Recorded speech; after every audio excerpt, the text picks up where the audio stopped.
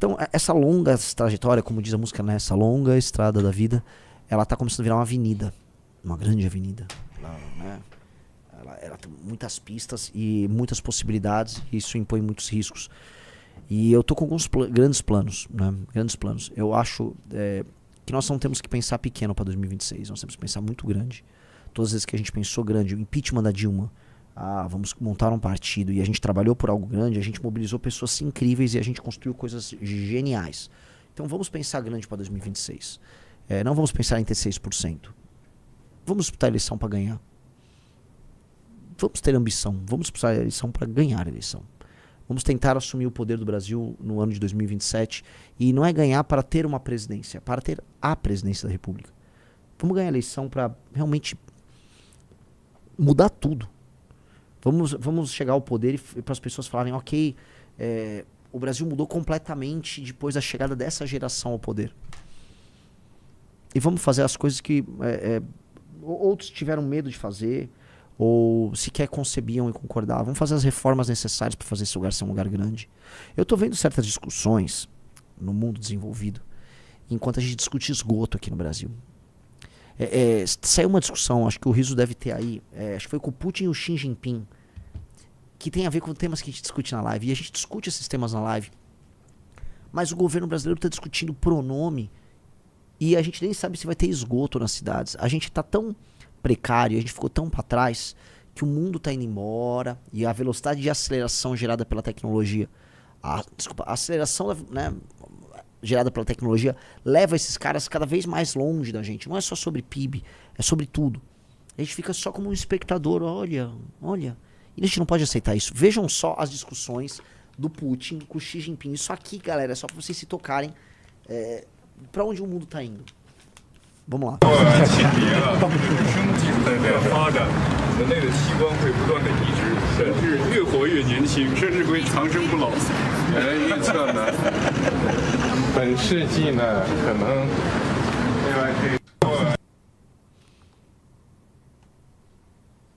Os caras estão falando em imortalidade. Os caras estão falando em biotecnologia, transplantes de órgãos gerados em laboratório.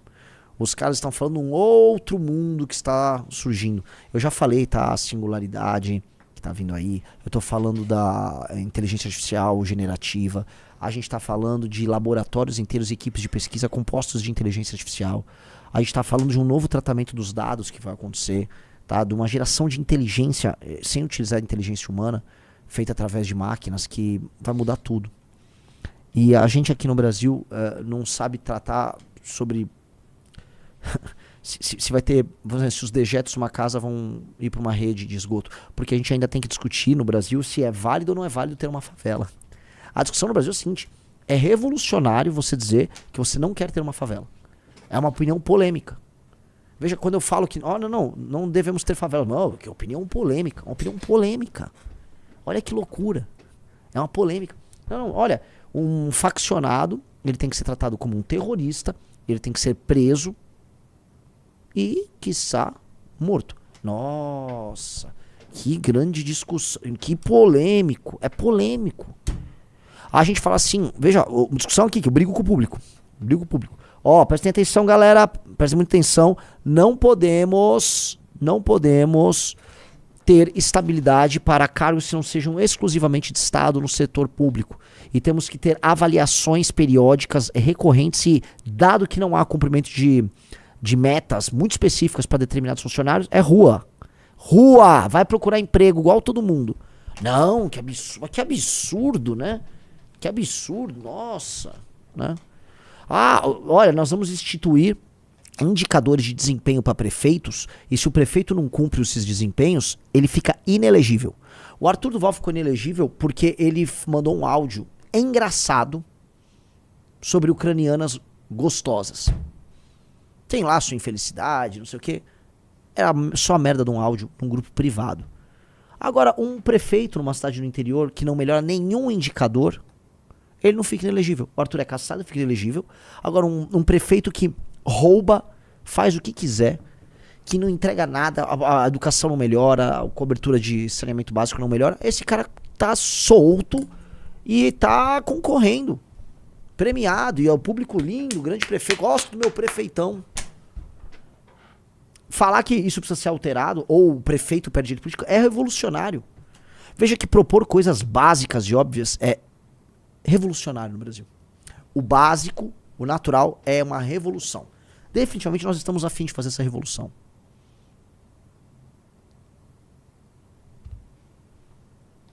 Nós estamos a fim de fazer uma revolução. É uma revolução que nós precisamos fazer. Há um espírito, assim, a gente pode efetuar todas as críticas possíveis, porque eu sou um crítico contumaz do Vargas, por diversas razões. Muitas razões. Dito isso, o espírito tenentista, no começo do século XX, tinha um elemento em que homens jovens cansados de uma república velha, eu inclusive chamava república velha, não porque vocês entenderam, né? Uma república que já era engessada e que não produzia nada, a república mentirosa oriunda do golpe contra a monarquia, que aquilo não ia dar nada e que eles queriam ver mudanças rápidas no Brasil. Mas teve série de movimentações tenentistas que você vai ter as críticas, seus defeitos, mas havia uma energia. Essa energia de mudança, 100 anos depois, é a energia que eu tenho que ver em vocês. Há 101 anos atrás, houve a famosa Revolução de 24 em São Paulo, tocada assim por membros da Força de Segurança, policiais. Podemos ter as críticas que quiserem, eles todos estão abertos a terem críticas sobre isso, porque eu não vou ficar canonizando nenhum tipo de movimento político. Mas havia, à época, uma vontade de mudança, uma energia de mudança. Você que é um jovem que está nos acompanhando, você tem que ter essa energia. É uma energia de mudança, com grandes ambições. O The Last Prussian falou, tinha uma energia em 16 e deu em nada. A energia estava lá em 16, só que a energia ela foi canalizada no Bolsonaro. Não é que não deu em nada. Em 2013 não deu em nada. 2015, 2016 deu em prisão de alguns dos maiores empresários corruptos do Brasil, prisão de membros dos partidos mais corruptos do Brasil, derrubada num governo corrupto. Entra um governo que era de um cara envolvido em escândalo de corrupção, mas que ele em si passou uma agenda reformista modernizante. Lula é preso. E aí o Brasil tinha que fazer escolhas ali. Ali pintou uma pequena janela pra gente acertar as escolhas. As pessoas, e eu não vou culpar elas, porque nunca é culpa das pessoas, é sempre culpa da liderança. As pessoas, porém, foram cativadas pelo Bolsonaro. O Bolsonaro foi hábil. E, cara, a gente está preso até agora, de 2018 até 2025, são 7 anos, no Bolsonaro. 16 terminou em do Bolsonaro. 16, a coisa é tão forte, o cara que mandou isso, que não terminou até hoje. 2016 está vivo até agora. E no fundo, o legado de 2016 está sendo alvo de um escrutínio, de um julgamento por conta do Alexandre de Moraes. Que foi o Bolsonaro. O Bolsonaro foi o nosso erro histórico. 16 terminou num erro. Esse erro está terminando num julgamento. Está terminando num julgamento. Um julgamento que praticamente usa o que eu sempre falo muito do direito penal do inimigo. Está na prática usando esse direito para atacar o Bolsonaro, tratando o bolsonarista como inimigo. Eu acho isso uma deturpação, mas é o tempo que nós vivemos, tá? Esse tempo estranho que nós estamos passando, ele deu nisso. Eu acho, tá? É que eu quero ser bem claro com vocês. Eu acho que a gente está com grandes oportunidades. Acho que está se abrindo uma nova janela, porque está vindo uma grande crise econômica. As lideranças políticas do Brasil não estão se renovando e a Constituição de 88, ela deixa claro que ela é o problema. Pense o seguinte, a Constituição é um pacto. Pense a Constituição como um contrato, tá? A Constituição é um contrato. Você assinou o contrato dessa Constituição, meus amigos? Você não assinou. Muitos de vocês nem nascidos eram. Quem foram os signatários? Eram os homens que detinham poder ali. Esses homens que detinham poder para montar uma Constituição, tá? Esses homens tinham poder específico para fazer essa Constituição.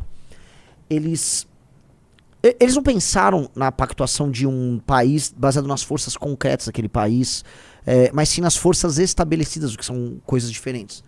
As forças econômicas não tinham nenhum sentido se a classe média não se fez representada. E aí foi um pacto das elites naquele momento, construíram aquele Brasil. Então, quando a gente fala de Constituição de 88, por mais que ela interfira na nossa vida, a gente está falando no fim do dia das vontades, desejos, do sonho, das acomodações políticas das pessoas que fizeram aquele pacto. E são esses caras que estão hoje muito velhos, eles estão definhando, eles estão morrendo, mas esses caras não largam o osso. E o modo deles de ver o Brasil também não larga o osso. E são eles que a gente tem que derrotar e a gente tem que superar. São eles que a gente tem que destruir. Tá muito claro, o inimigo é óbvio. Quem dera houvesse na esquerda algumas figuras interessantes que pudessem ter concordâncias com a gente em pontos centrais e a gente tivesse um gigantesco arco geracional pra pegar isso. Porque pra mim a briga é geracional. Essa briga é essencialmente geracional. E vai ter que ser desenhado um novo modelo de Brasil. Eu me espanto, tá? Me espanto, porque o Milei tá conseguindo isso com uma velocidade espantosa na Argentina. Só que, sendo bem honesto com vocês, eu acho que a Argentina é um caso muito mais simples do que o caso brasileiro. É um país menor, é um país com menos, vamos dizer, complexidade regional como o do Brasil. As pessoas estão em grande parte concentradas na região metropolitana de Buenos Aires. É lá onde os grandes debates realmente acontecem.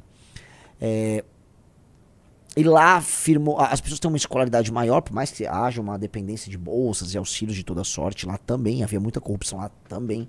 Tem banditismo na política do mesmo jeito, torcida do Boca Juniors, tem tudo lá. É um lugar complicado, a Argentina.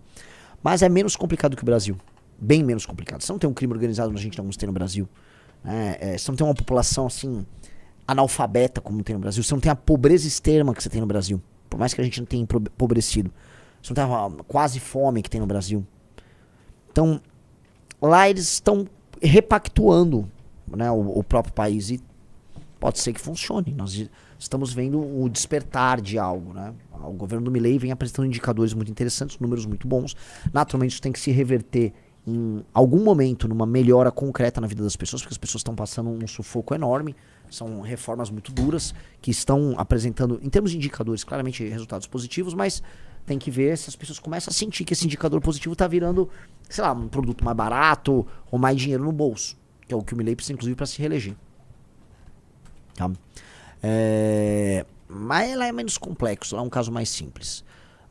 E a Argentina, então, nesse sentido, ela pode estar abrindo a porta para, olha, a América do Sul vai precisar fazer grandes reformas para se adequar para esse novo mundo. El Salvador está passos à frente da Argentina. El Salvador já teve uma gestão diferente na pandemia. O Bukele já falava em El Salvador sobre cripto há muito tempo, fez esse super combate ao crime, ele acabou com a questão da criminalidade em El Salvador e ele está discutindo outros assuntos e ele está colocando El Salvador num outro patamar. Tá? Haverá discussões sobre, ele é democrata ou não, será, vamos dizer, essa aí é a grande discussão que envolve esse cara, mas esse cara está colocando o país numa rota de transformar o país numa Singapura. Eu vou te falar, tá? O lance todo é transformar El Salvador em uma Singapura. E nisso eu começo uma provocação. Existem modelos em que países do terceiro mundo, países do tal do sul global, deram jeito lá nas nações deles. Eu sempre esqueço, eu não sei falar o nome do cara, né? Grande líder de Singapura que fez esse processo histórico de implementação de leis rígidas, de leis de mercado muito claras, lei e ordem, e transformou Singapura num lugar brabo. Tem que pegar o nome do cara, né? Esse cara que é uma espécie de um herói nacional, tá? E com certeza a galera vai botar aí no chat o nome dele.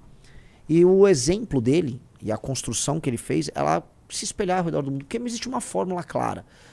No terceiro mundo, países muito desiguais, países que vêm da pobreza, claramente se você tem uma agenda de competitividade ferrada, se você faz as pessoas criarem poupança, se você entende que uma geração vai servir meio que para um sacrifício em termos de trabalho, uma geração vai trabalhar muito para fazer aquele país dar certo. E ao mesmo tempo você vai botar lei e ordem. O Lee Kuan Yew,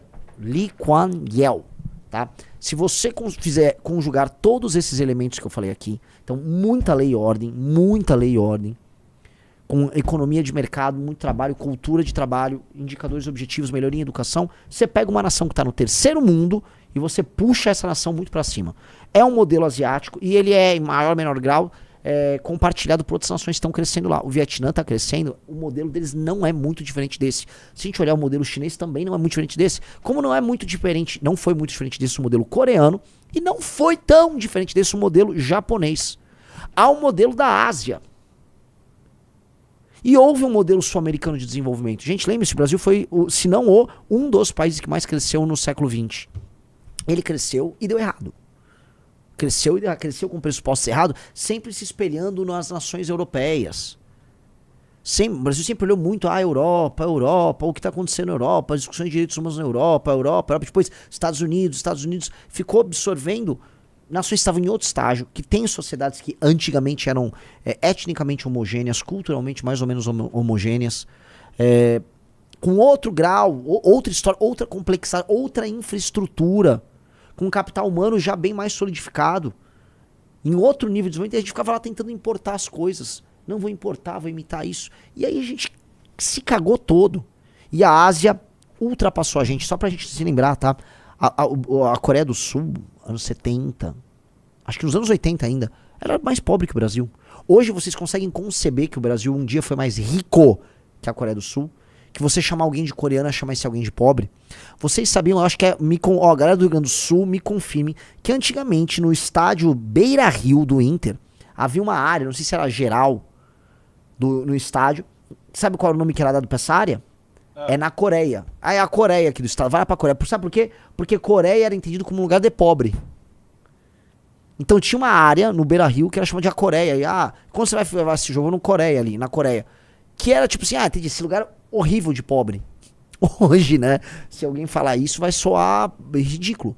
Hoje nós consumimos produtos coreanos, então você pode estar com o celular da Samsung, com uma TV de plasma da LG, andando com um carro coreano ou assistindo um filme coreano que ganha Oscar, ou séries coreanas, dorama. Ou seja, ou ouvindo lá o BTS, que é música pop deles. Ou seja, você olhar com carinho, olhar direitinho, aquilo que a gente chamava de Coreia enquanto pobreza, hoje interfere culturalmente na nossa vida. Tá? O pessoal falando, geral não, porra, popular. Enfim, galera do Inter, não sou um especialista nos detalhes de vocês. Só de eu saber dessa história da Coreia, vocês já deviam falar, poxa, o cara conhece um pouco da gente. Cresceram demais. Não, prestem atenção, Indonésia vai crescer demais. Vietnã vai crescer demais. Todos esses lugares vão deixar a gente muito pra trás. E aí é um lugar que é um lugar meio piada, né? Todo mundo faz piada que é meme na internet, porque tem uma população masculina meio bizarra, com comportamentos meio bizarros no que tange a mulheres, que são os indianos. E, cara, a Índia tá crescendo pra caramba. E aí, assim, se a Índia, que é um país que é hiper desigual, que ainda é muito mais pobre do que a gente, começar a dar esses saltos, primeiro, de crescimento puro e simples, depois, na renda per capita, começar a buscar a gente, e depois ser uma nação melhor do que a gente, aí, cara, a gente vai falar o quê? Perdemos pra Índia, cara. A gente, assim, no século XX inteiro a gente tá melhor do que a Índia. A gente vai perder pra Índia. É isso que vai nos restar? Se chegou até aqui, se inscreva no canal, compartilhe e deixe seu like, para esse vídeo chegar a mais pessoas. Acesse nossas playlists e veja outros cortes como esse. Vamos espalhar as nossas posições e valores, essa é nossa missão.